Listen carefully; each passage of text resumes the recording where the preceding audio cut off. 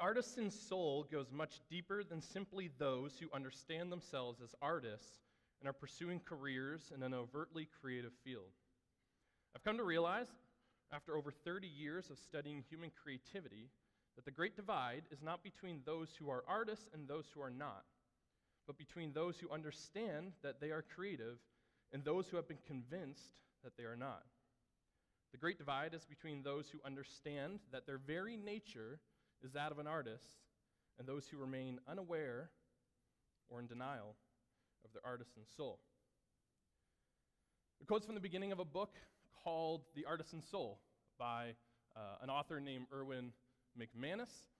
Erwin is a pastor at a church in California, and he is also a key cultural voice for the church today. And the book is all about crafting your life into a work of art, which goes great with the theme this morning that we're teaching on here at Renew. This morning's paradigm that we're looking at is life as a canvas to paint.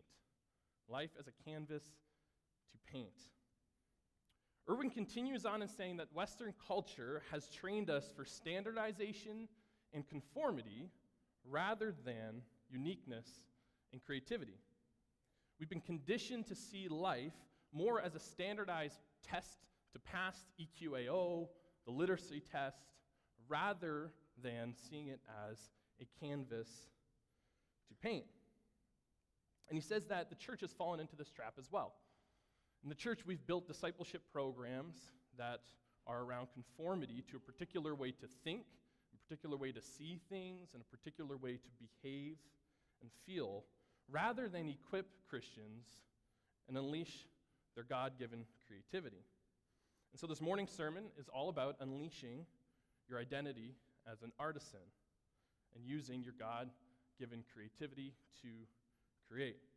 Now, when referring to creativity, I'm not just referring to what we normally think of as creativity. I'm not just referring to the industries and the activities that we associate with the creative arts. I'm not just talking about the film industry or the fashion industry or the visual arts. I'm not just talking about creative writing. I'm talking about a whole lot more than that. Those things are included in the idea of creativity, and those are ways in which people express themselves creatively. But creativity is for every single person in every single industry, in every single season of life, and living every kind of lifestyle. We are all creative, and creativity is for all of us. Creativity is for the innovators and the inventors. It's also for the people providing solutions. It's for the managers. Creativity is for accountants and bookkeepers and financiers. Right? We're going into tax season, and I imagine that you're looking for somebody to do something creative with your taxes. I'm kidding, we don't endorse that. That's illegal. We don't endorse creativity in your taxes. Straightforward is the way to go with your taxes. Honesty is good. But creativity involves everyone. It involves parents. It involves people who are trying to build better and deeper relationships. It is for people in the trades, plumbers and electricians.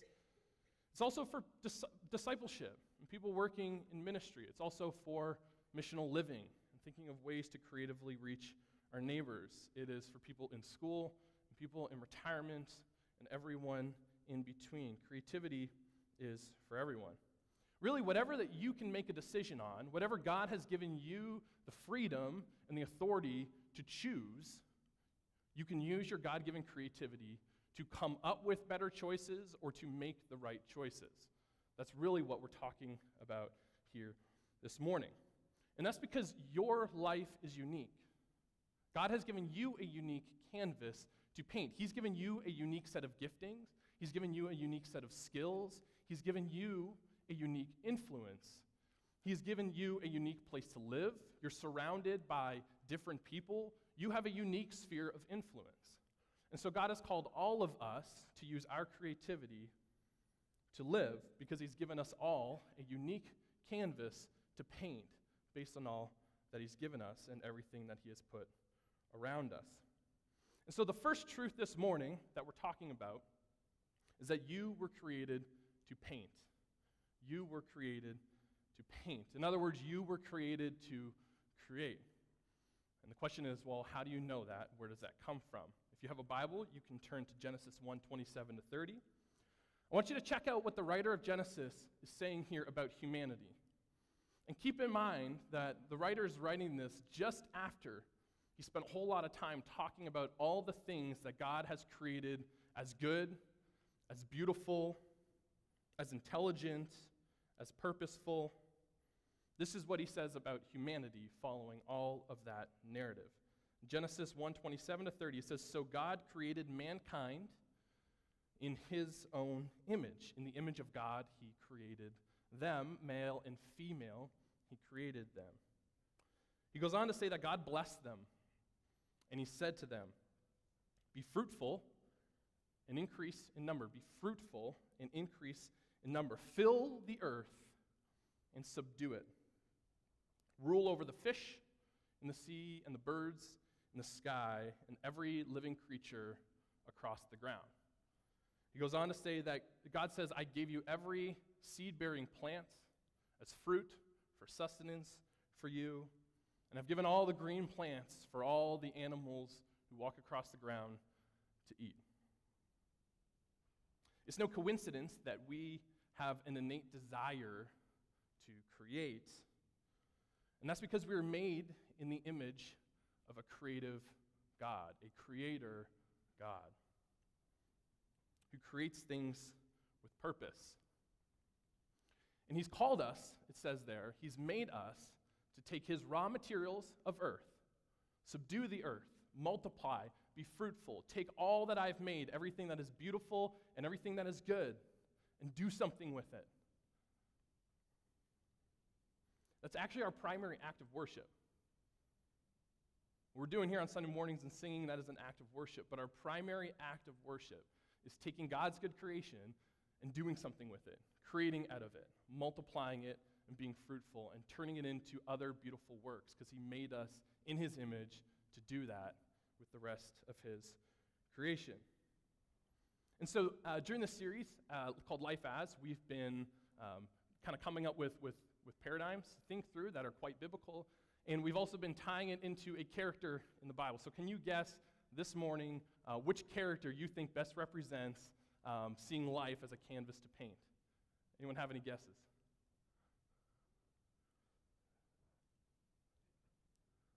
You guys are using your creative thinking. King Solomon? No? King Solomon is the answer. King Solomon's the answer. Good guesses, guys. Good guesses. You guys are stunned. This is beautiful. One of the great examples we see in Scripture as somebody who saw life as a canvas to paint is a guy named King Solomon. Now, some of you guys recognize that name. King Solomon painted a beautiful canvas with his life. Now, King Solomon was the son of King David, who you guys may know about. He is the revered king of Israel. He may be the most revered, even today, by Christians and Jews, as the greatest king of Israel. And King Solomon was his son. He succeeded him in around 3,000 years ago in the ancient Near East. And King Solomon's known for a few things. One of the primary things that King Solomon's known for is for building the first major temple in Israel. It was called Solomon's Temple. It was this great, incredible, huge, impressive structure, and it was used as a place where people can meet with God and where people could worship God. So what he's known for primarily, but he's known for a lot of other things. And you guys can read his story in 1 Kings and 1 Chronicles, and I suggest you do that this week if you're looking for some fun reading. There's some really interesting stuff in there, and some of the narrative in there is quite intriguing to read. So he's known for a few other things. King Solomon is also known for having written and compiled some of the books in our Bible. You guys know them. The book of Proverbs we studied not too long ago here at Renew. The book of Ecclesiastes and Songs of Solomon, who's involved in all of the production of those books, whether he wrote pieces of them or he brought them together. And so some would say that he's a writer. And with his wisdom literature, some would say that he's kind of a guru. He was kind of a guru. And others would consider him more of a poet, especially if you're reading Songs of Solomon. He was also known for bringing organization to and structure to the government that he took over from his father. He organized it in new ways and creative ways so that they could govern the people more efficiently and they could govern the people more effectively. He could care for the people better that he was overseeing. and so used his creativity to add new structures to what they were doing as a nation, kind of a COO type. He was also known to accumulate a lot of wealth in his lifetime, and so some would think of him as a bit of an entrepreneur. I imagine there are some creative ways in which he accumulated wealth. And finally, he was also known to have lots of wives and concubines. He was a husband to lots of wives. I won't tell you how many, but it was a lot, and concubines. And I was thinking, man, if he was here, he would take up all of the block of rooms at our couples retreat. And then I was thinking, would we even allow that? Would King Solomon have to choose one wife to bring? I don't know how we would handle that here in this culture. It's a weird thing to think about. Anyway, I'm glad we are a few thousand years down the road. But when you picture King Solomon, what are you picturing? You're probably picturing an eccentric artist, right? You're probably thinking of the most artistic people in our culture today, the guy who's always in deep thought and saying things and you're like, I don't even know what you mean, but I know you know what you mean. You're probably picturing the guy who just has so much money he doesn't know what to do with, right? He sold a painting for $50 million or whatever, and he doesn't even know what to do with it. He could do whatever he wants, but he doesn't even care because he's an artist. He doesn't care about money. He just has all this immaculate wealth that he could do whatever he pleased with, right? You're probably picturing that guy who has a lot of love in his life, right? You're thinking of an artist, right? You're thinking of lots of love and lovemaking. When we're thinking of artists, just free spirits, sexually, right? That's what we're thinking of when we think of artists. So King Solomon is like this eccentric artist. He really was that kind of character, and he was involved in so many different things. And so when people think of somebody who saw their life as a canvas to paint, you're thinking of King Solomon, and boy, did he paint with his life. And so this morning, what I want to do is I want to look at three kind of principles that we can learn about being creators and being artists, that we can learn from Erwin's book on artisanship and from King Solomon's example, and I invite you to join me in that. The first principle this morning is that artistry is all about self-expression. Artistry is all about self-expression. Let me read this from the book. It says, art is an interpretation of life. At its essence, art is our translation of all human experience. Art is an expression of our emotions, an interpretation of our experiences. Really, it's a mirror of our life. You know, King Solomon displayed this clearly if you read in Songs of Solomon. We'll read a little tidbit here in chapter 4. Behold, you are beautiful, my love. Behold, you are beautiful. Your teeth are like a flock of shorn ewes that have come up from the washing, all which bear twins, and not one among them has lost its young. Your lips are like scarlet thread, and your mouth is lovely. We'll stop there. This is King Solomon expressing himself from his inner essence and his emotion and his feelings and his values and how he sees someone, and he's putting it down on paper. He's creating something out of it. He created poetry out of it. He turned it into something. That's art. Did you know that you were not created to keep quiet? Did you know that you were not created to keep quiet? This is really, really important. Some of us have upbringings where we are taught or conditioned that we're supposed to shut our mouth and keep quiet and not speak up. Some of us grow up in cultures or in homes where our voice and our opinion and our feelings and our expressions are not valued. They're not welcome. You're to keep quiet. And the reality is, I think according to the Bible that I read and according to being made in the image of God, you weren't made to keep quiet. You were actually made to express your inner self. You were actually made to share with the world what's going on inside here. You were made to create out of who you are uniquely made in Christ. Did you know that? And did you know that that is the primary way in which you glorify God? Is by expressing who He made you uniquely, using your unique gifts to paint your unique canvas in your unique sphere of life. Did you know that? I don't want anyone to forget that, especially young people in this room. Please do not forget that. You were created to express yourself and to share. You weren't created to keep quiet. But Erwin goes on to say, he says, only ideas that matter are the ones that get turned into realities. is that there's no proof of creativity without action. And I have the opportunity as a young adult, I get to work with a lot of young adults and spend a lot of time with them. And young adults have the most creative ideas. Some of you guys, well, presumably have the most creative ideas. They love to share them with you. We love to talk about all of our creative ideas of how to solve the world's problems and how to, make all this beautiful stuff because we're idealists, right?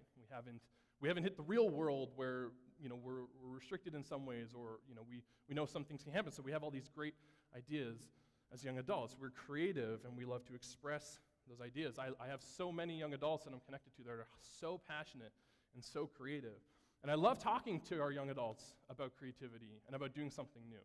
But a lot of times I find myself having to stop the conversation and say, okay, what is it that you're going to do about it? What are you going to create with it? I hear all the ideas. I hear your passions. I hear your gifting. I hear your solution. I get it. I hear it. What are you going to do about it? And what are you going to do about it that's actually going to change how things are? Sometimes I have to stop myself from commending creative ideas because they're really not all that creative unless somebody's going to turn it into a reality. It doesn't help anybody unless we turn it into a reality. And worshiping God is taking those great ideas, that creativity, and bringing it into reality through all sorts of different forms. King Solomon, he actively created out of his essence, right? He actively created out of his humanity and his experience and his emotions and his passions. And thousands of years later, we're here in Meadowville in Edenwood Middle School gym talking about King Solomon and the stuff that he did because he chose at some point to not keep quiet, to create, to do, to make, and to live out his God-given identity as an artisan. And we're blessed by that. And so I want to say to you, the first thing this morning is that God made you to paint. God made you to express yourself. God made you to make something new with what he's given you and where you're at. And I don't know what it is for you. It may not be writing a poem. It may not be drawing a beautiful picture. It may not be, making this really beautiful video. It may just be doing something new with your family. It may be leading your business in a new way that's actually going to bless and value people more. It may be coming up with solutions to the problems that you see and actually stepping into those things and creating something that's working and that makes things better and easier for people. I don't know what it is for you, but I know that there is something. The second principle this morning is that boundaries are materials for creativity. The boundaries in your life are actually the materials for your creativity. Allow me to read again from The Artisan's Soul. It says, one of the greatest misconceptions about creativity is that it only exists where there are no rules, no boundaries, no limitations. People often who find it difficult to express their true creativity blame external forces. They point to rules and boundaries and limitations as their reasons their creativity has not flourished. They become convinced that creativity blooms only when we are free of boundaries. Yet this understanding of creativity is exactly wrong. The artist always has a canvas, and there's always a context for art. There's a great dichotomy between the known artist and the unknown artist, right? The unknown artist is always looking up at the known artist and looking at all the fame that they have, all the popularity that they have, all the creative authority that they have, and all the money that they have, and says, if I just had what they have, I could truly express myself. I could truly create. I just need that kind of freedom to do it. And then the known artist is always looking at the unknown artist saying, man, if I just had the discreetness, if nobody was going to see my work, if I could just hide in the shadows, I could truly express myself because I have no worry about what people think of my work. We're always looking to what other people have to justify our reason for not creating. And what we're saying here this morning is that what you have right in front of you right now, the boundaries and the limitations that you have, are the exact materials that God's calling you to create with. They're the exact materials in which you're supposed to create out of as an act of worship towards God and to live according to your identity as an artist. There's nothing more that you need right now to start creating in a way that God made you to create. King Solomon's a perfect example of this. We think of Solomon as, man, endless riches and all this power and authority to do what he wanted and pick as many women as he wanted. That's not the case with King Solomon. When you look at King Solomon's life, King Solomon inherited a kingdom from his father, the most revered king, King David, and he had a lot of expectations to live up to. Can you imagine being born in the royal family? You're not really all that free to express yourself in whichever way you would like because every single eye is on you. That's quite the limitation. King Solomon, in building the temple, actually, he had all sorts of limitations. He was actually given plans that he had to build. He wasn't just told, here, build something. He was given specific plans and specific materials he had to use, and then he had to go about getting that work done and creating out of the limitations he was placed with. Here in 1 Kings 6:7, this is interesting. It says, in building the temple, only blocks that were dressed at the quarry were used. No hammer, chisel, or iron tool was heard at the temple site while it was being built. Can you imagine the limitation on that? I don't know who set that rule, but somebody set it for him, and he had to obviously get really creative in how he was going to construct this temple without the ability of using iron tools at the site of the temple. Those are the limitations.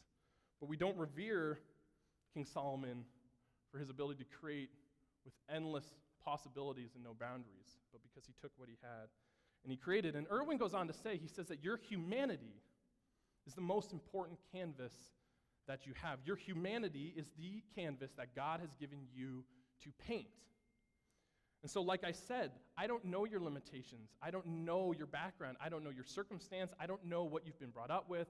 I don't know your financial situation. I don't know how much time you do or you don't have. I don't know any of that. God does. I don't. You do. But the truth is that God has called you to take those limitations and to create something out of it. Creativity is taking those boundaries as the materials to then go and paint the canvas that God has given you to paint. And that's what honors and glorifies him. So when you think about painting, or when you think about creating, you need to think about your family. You need to think about the job that you have. You need to think about the friends that you're surrounded by, your neighbors that you live next to. I've said this before. You're the only person who lives next door to both those neighbors. It's only you. Nobody else does. You need to think of your bank account, the time that you have. You need to look at all those things not as obstacles to creating, but actually the materials in which God's calling you to create out of.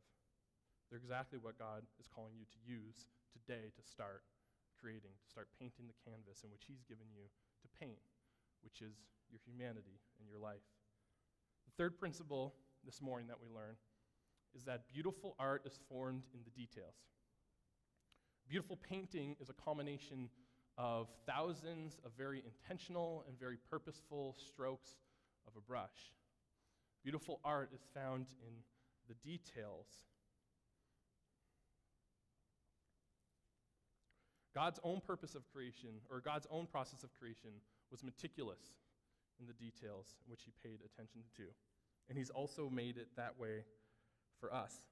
When it comes to our lives as a canvas that's being painted, this principle is more relevant than ever. Everything that we're sold tends to be some way to cut corners to get to the end as quickly as possible. How to get into the financial security as quick as you possibly can that you desire or strive towards. How to learn that instrument as fast as you possibly can without going through the hard work. How to fix your relationship in 3 steps. These are the things that we're sold every single day in the media and through advertisement. And it works because we want to get to the end. We know what the end looks like. We just don't want to go through the details and the discipline to get there. Irwin says when it comes to making our lives into works of arts, the details are formed in how we choose to live every single day, every single hour, and every single minute. Those are the details to the painting in which we call your life. Those are the details, the choices that you make every single day, every single hour, and every single minute. Those are the details. Let me read from you in 1 Chronicles 28, 20 to 21. It says this. This is David talking to King Solomon. This is his son, and he's talking about building that temple that we talked about earlier. He says, be strong and courageous, and do the work. Don't be afraid or discouraged, for the Lord God, my God, is with you. He will not fail you or forsake you until all the work for the service of the temple of the Lord is finished. The divisions of priests and Levites are ready for all the work on the temple of God, and every willing person skilled in any craft will help you in all the work. The officials and all the people will obey your every command. This is King David saying to his son King Solomon about building the temple. He's saying, son, stop for a sec. You need to know that this project is not for the faint of heart. This project is not for the giver-upper. This is not for the quitter. This project's not for the non-committal. Young adults, hear me. These projects, the project of painting the canvas of your life is not for the non-committal. It's not for the quitter. It's not for the person who's moving on to the next thing, to the next thing, to the next thing, because you're not where you're at in something you've been trying for 3 months.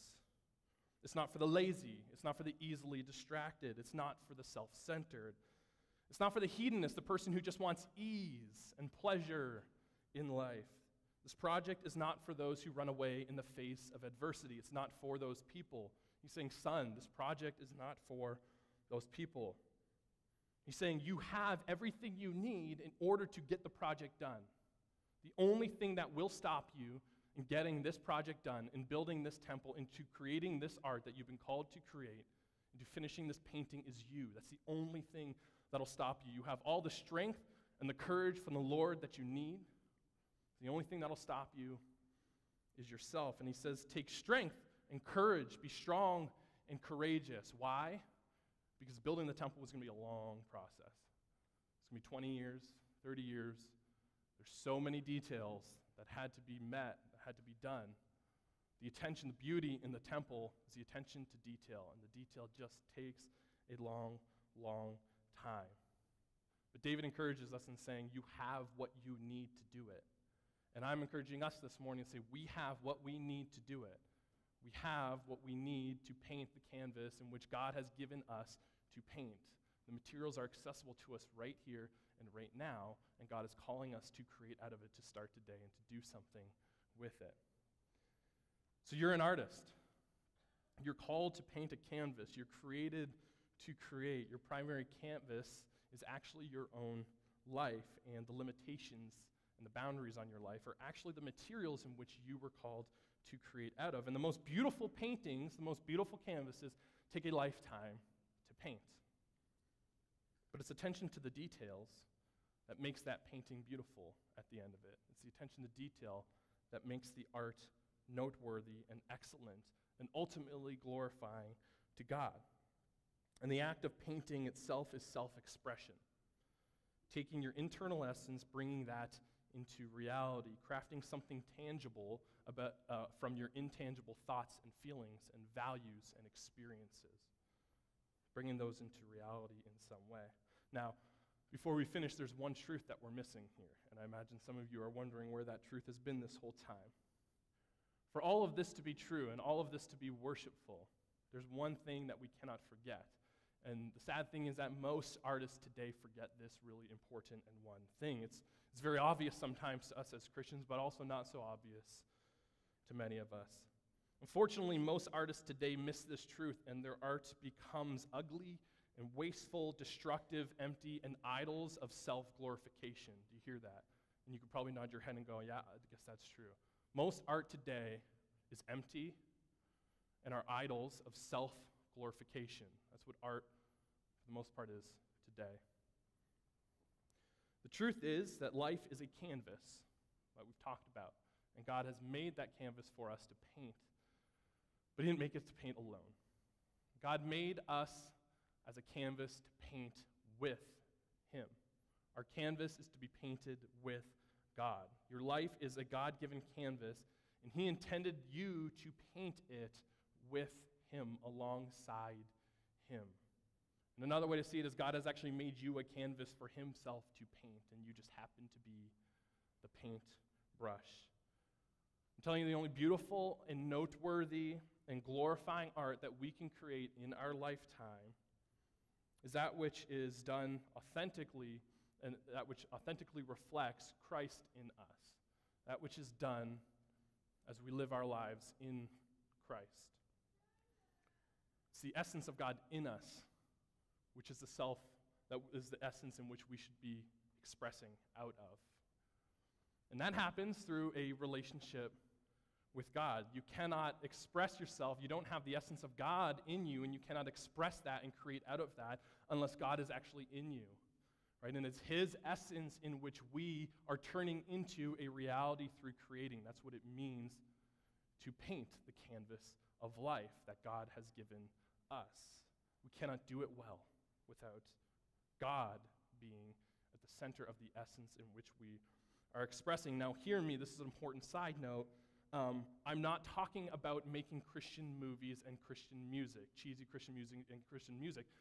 Music and movies cannot be Christian. Only people can be Christian. So hear me say that I'm not saying that the best art and the most beautiful art are the cheesy Christian movies and Christian music. We're not talking about that.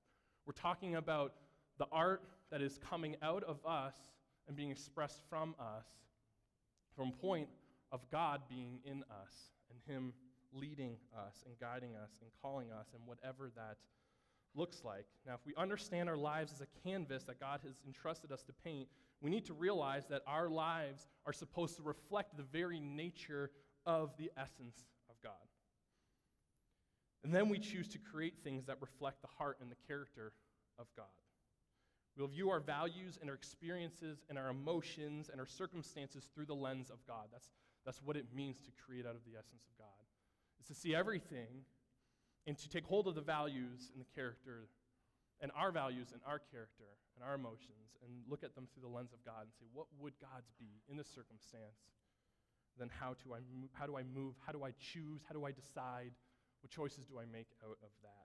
That's really what we're talking about here this morning. And so I want to finish with another quote from the book Artisan Soul, and then we're going to read a little bit of stuff that King Solomon wrote to us. It says this, page 146 from The Artisan Soul.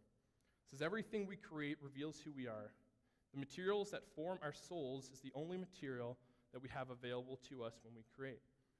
So when the human soul is shaped by the highest human virtues, God's virtues, such as love, kindness, goodness, joy, gentleness, peace, selflessness, humility, we create a beautiful world out of that. We paint a beautiful canvas from that place. So let's talk through Ecclesiastes for a moment. And the reason why I want to talk through this is because this struck me when I started to think about and read this text in the context of thinking about the life as a canvas to paint. It kind of changed the way I saw it just a little bit. So I want to read with us this morning, and then we're going to finish off. If you have a Bible, you can go to Ecclesiastes 3, verse 1 to 14. I'm sure many of you have heard this before. I'm going to start at the beginning, verse 1. It says, there is a time for everything, and a season for every activity under the heavens. There's a time to be born and a time to die. There's a time to plant and a time to uproot. There's a time to kill, and there's a time to heal or mend. There's a time to tear something down, start from scratch, and a time to build up. There's a time to weep and be sad, and then there's a time also to laugh and be joyful. There's a time to mourn, and then there's also a time to dance. There's a time to scatter stones and a time to gather them. There's a time to embrace and a time to refrain from embracing.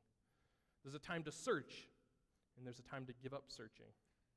There's a time to keep and a time to throw away, a time to tear and a time to mend, a time to be silent and a time to speak, a time to love and a time to hate, a time for war and a time for peace. Now hear this. He says, what do workers gain from their toil? I used to read this. He says, I have seen the burden of God, the burden that God has laid on the human race. I used to see this, and I used to read this and think, oh, God is saying that all these things that we do are meaningless. That's what I used to read this and go, he's saying you can do this, and you do this, and you do this, and you do this, but what a burden that God has put on us, the toil. What a burden it is. What do we gain from the toil? What are we gaining from all of this? All of us in this room would say that we're busy people. What are we gaining from all the busyness and all the toil that we spend our lives on? Is it all meaningless? Is that what Solomon's saying? He says this. He, God, has made everything beautiful in its time. He has also set eternity in the human heart. Yet no one can fathom what God has done from beginning to end. I know that there is nothing better for people than to be happy and to do good while they live, that each of them may eat and drink and find satisfaction in their toil. This is the gift of God. And I know that everything God does will endure forever. Nothing can be added to it and nothing taken away from it. You see what he's saying there? He's saying everything that we do, every choice that we make, everything that we create, everything that we build, everything that we tear down, everything that we speak, and everything that we keep inside, everything that we do, every choice that we make, day to day, minute by minute, hour by hour, what is the purpose of it? What is the point of it? says, what do we gain from it? He says here that the only way that we gain from it is if it's actually God doing it. It says God makes things beautiful in his time. We don't make things beautiful in his time. God makes things beautiful in his time, and he makes things endure forever. That's what he's saying here. And so he's saying, yes, what you're doing is purposeful. What you're doing is good. Keep toiling. He doesn't say stop. He doesn't say just eat, drink, and be merry. He says do good work. Do the work that is good. He said find the fulfillment in your toil. He doesn't say stop toiling. He says find the fulfillment in your toil. Keep creating, but create from the position that what you're expressing and what you're sharing and what you're making is coming from the heart of God. It's God in you, and that's what's coming out. That's what he's saying. So this morning, if you're an artistic type and you love to see life as a canvas to paint, or whether you're not the artistic type, I'm saying that you are creative, you are an artist, and God made you to create. That is part of your identity. It's central to your identity. Let's remember that the canvas that we're painting, it only matters, it only endures, and it's only beautiful if it's God who's doing it with us, and God who's doing it through us. I'm going to pray, and then we're going to presumably sing one more song, and then I'll meet you over at the Connect Corner if you want to chat more about youth or about what we've been talking about this morning. God, we're here in your presence. What we're doing this morning, a lot of people have toiled even just to put on this morning, to be present this morning, to get here this morning, to sing this morning. And I guess our hearts always need to be challenged and always need to be adjusted